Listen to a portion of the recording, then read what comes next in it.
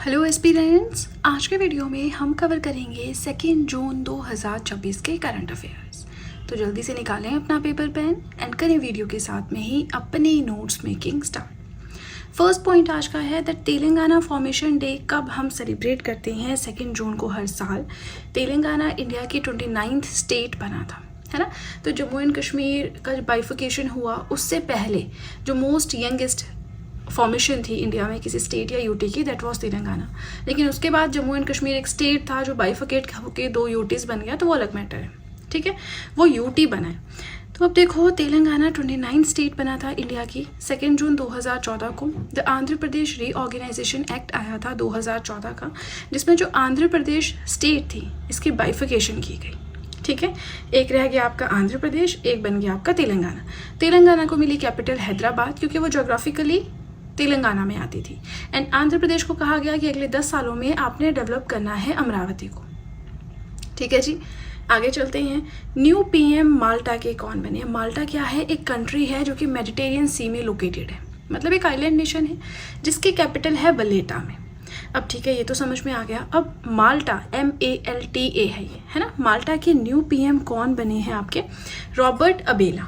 ये labour party वहाँ की जो है उससे बिलोंग करते हैं और ये चौथी बार लगातार इस पार्टी ने जीत हासिल की है माल्टा में, ठीक है। अब आपको पता होना चाहिए कि कैरिबियन सी कहाँ पे है, मेडिटेरियन सी कहाँ पे है, ब्लैक सी कहाँ पे है। ये चीज़ें इंपॉर्टेंट हैं, आपको पता होनी चाहिए, ठीक है।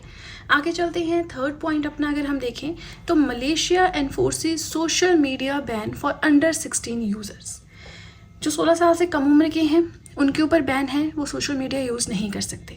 और रिक्वायरमेंट है किसी भी सोशल मीडिया, हर एक प्लेटफॉर्म जैसे यूट्यूब है, आपका इंस्टाग्राम है, फेसबुक है, जो भी वहाँ पे प्लेटफॉर्म्स हैं सोशल मीडिया में, उनको एज वेरिफिकेशन सिस्टम लाना पड़ेगा। सो दैट कोई भी साइन अप कर रहा है, अपनी आईडी बना रहा है, तो वहाँ पे एज अगर उसकी 16 से कम है तो वो आईडी नहीं बना सकता फॉर अकाउंट क्रिएशन, वही साइन अप, है ना। अब देखो, मलेशिया ने ऑनलाइन सेफ्टी एक्ट 2025 में ही लागू कर दिया, मतलब बना के तैयार कर दिया था। इम्प्लीमेंट हुआ वो 1 जनवरी, नॉट 1 जनवरी, इट्स 1 जून 2026 से इम्प्लीमेंट हो रहा है। ऑनलाइन रिस्क क्या क्या इन्वॉल्व होते हैं? अगर छोटे बच्चे जैसे बना लेते हैं अपना अकाउंट, उनको इतनी नॉलेज नहीं होती, तो साइबर बुलिंग है, फाइनेंशियल स्कैम्स हैं, चाइल्ड सेक्सुअल अब्यूज़ है, ये सब उनके साथ हो सकता है। और भी बहुत लंबी लिस्ट है, लेकिन एक मोटा मोटा सा आइडिया तो आ सकता है कि रिसेंटली एशिया की ऐसी या साउथ एशिया की ऐसी कौन सी कंट्री है, या साउथ ईस्ट एशिया रीजन की कौन सी कंट्री है जिसने रिसेंटली सोशल मीडिया बैन लगाया है अंडर 16 यूजर्स के लिए? 4 ऑप्शंस होंगे, तो आपने उसके हिसाब से टिक मार्क करना है, ठीक है ना। नेक्स्ट आता है new DGP, director general of police of UP. कौन बने हैं? Senior IPS officer Rajiv Krishna. ये पहली परमानेंट पुलिस चीफ बने हैं यूपी के 2022 के बाद, पहले परमानेंट। तो 2022 से अभी 2026 तक का जो पीरियड था ना, उसमें एक्टिंग चीफ्स आ रहे थे, कोई परमानेंट इस पोस्ट पे अपॉइंट नहीं किया गया, ठीक है। तो 2022 के बाद पहले परमानेंट पुलिस चीफ यूपी के DGP राजीव कृष्णा जी बने हैं, जो कि सीनियर IPS ऑफिसर हैं, वेरी इंपॉर्टेंट, ठीक है। अगेन नेक्स्ट भी हमारी अपॉइंटमेंट है air officer commanding in chief of Indian air forces central air command. देखो, जो इंडियन एयर फोर्स है ना, उसकी टोटल 7 कमांड्स हैं। उन्हीं 7 कमांड्स में से एक है सेंट्रल एयर कमांड, ठीक है, one of the operational commands of Indian air force, जिसके हेडक्वार्टर है प्रयागराज में।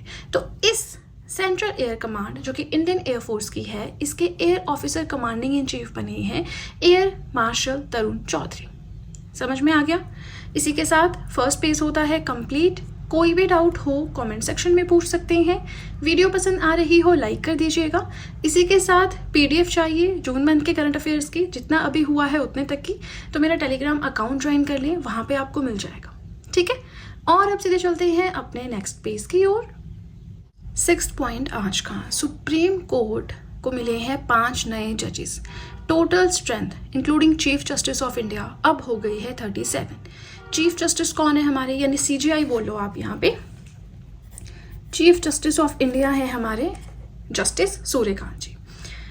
अब 5 न्यू जजेस कौन कौन है, नाम आप देख लो, क्वेश्चन बन सकता है, ऑप्शंस बन सकते हैं। Justice Sheel Nagu, Justice Shri Chandrashekhar, Justice Sanjeeva Sachdeva, Justice Arun Palli and senior advocate Vantika Subramani Mohana, Venkita, है ना।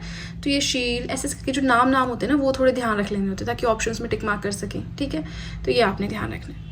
अब नेक्स्ट पॉइंट हम देखें तो कर्नाटका के सीएम न्यू अपॉइंट हुए हैं कौन, DK शिव कुमार जी। ये वहाँ पे डिप्टी सीएम थे पहले, सिद्धारमैया जी ने रिजाइन किया और डिप्टी सीएम बन गए सीएम। नेक्स्ट आता है कैनरा बैंक के MD and CEO Brajesh Kumar Singh ji बने हैं। कैनरा बैंक प्राइवेट बैंक है कि सरकारी, पब्लिक सेक्टर बैंक है, सरकारी बैंक है जिसकी फॉर्मेशन 1906 में हुई, हेडक्वार्टर बेंगलुरु कर्नाटका में। आगे चलते हैं, again appointment, new excise commissioner कौन बने हैं, सीरम संबासिवा राव जो कि IAS ऑफिसर है।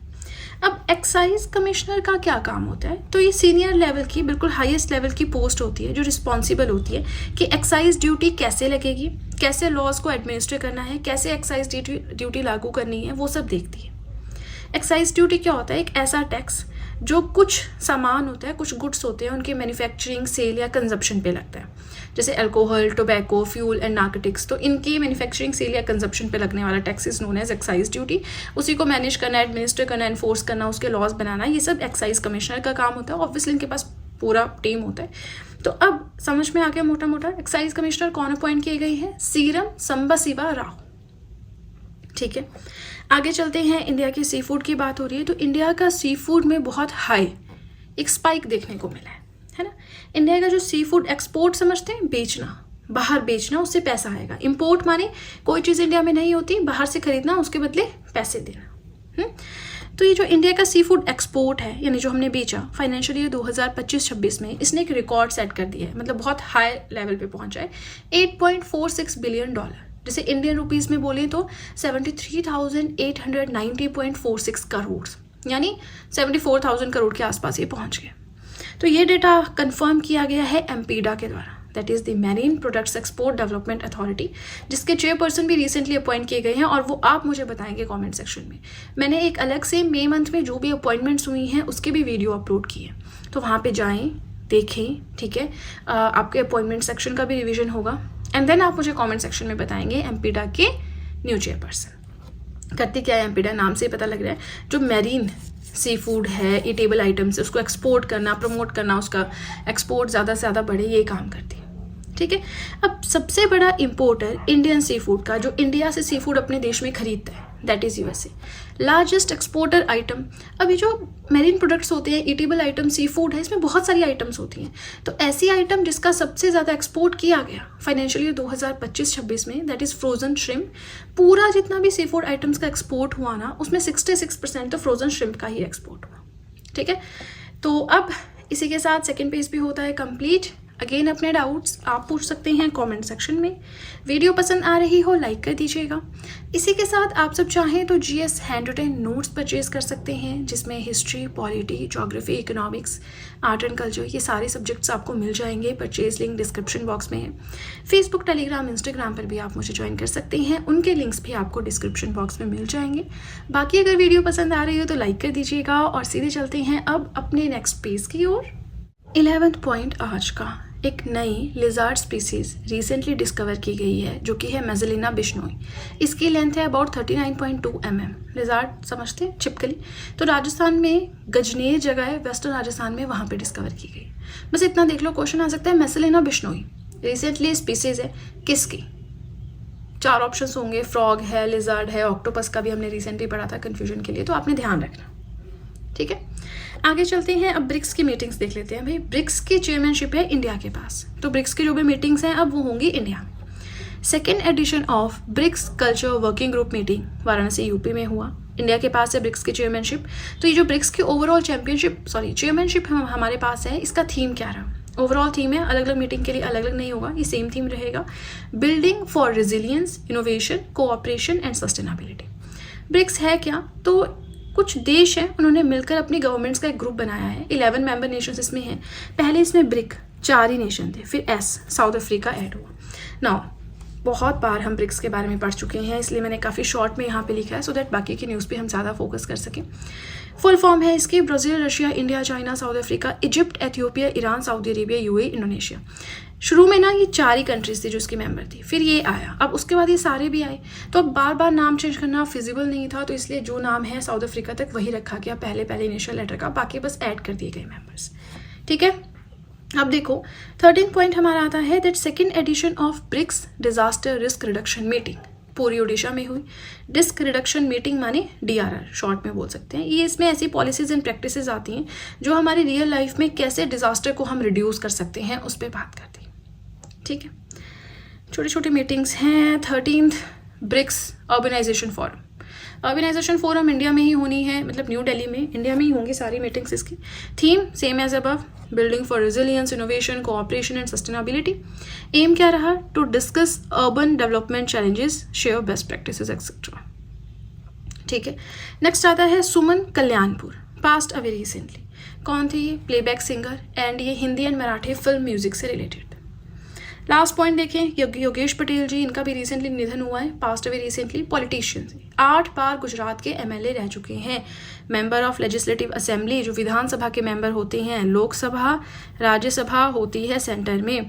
लेजिस्लेटिव असेंबली, लेजिस्लेटिव काउंसिल, जिसे हम विधानसभा विधान परिषद बोलते हैं, होती है स्टेट में। छोटी छोटी चीज़ें हैं, कंसेप्ट क्लियर ना हो तो कभी बड़ी बड़ी चीज़ें समझ नहीं आएंगी, है ना। चलिए, इसी के साथ हमारे आज के करंट अफेयर्स हो जाते हैं कंप्लीट। वीडियो पसंद आई हो लाइक कर दीजिएगा, चैनल को सब्सक्राइब कर दीजिएगा, बेल आइकन को प्रेस कर दीजिएगा, सो दैट मैं जैसे ही कोई वीडियो अपलोड करूं सबसे पहले नोटिफिकेशन आपके पास पहुंचे। प्लस जो भी आपके फ्रेंड्स हैं जो भी गवर्नमेंट एग्जाम्स के लिए प्रिपेयर कर रहे हैं उनके साथ भी मेरे चैनल का लिंक ज़रूर शेयर करें, सो दैट इन हैंड रिटन नोट्स का उन्हें भी कुछ फ़ायदा हो सके। तो चलिए फ्रेंड्स, आज के लिए इतना ही। अब हम मिलेंगे नेक्स्ट वीडियो में। So that's it and see you soon.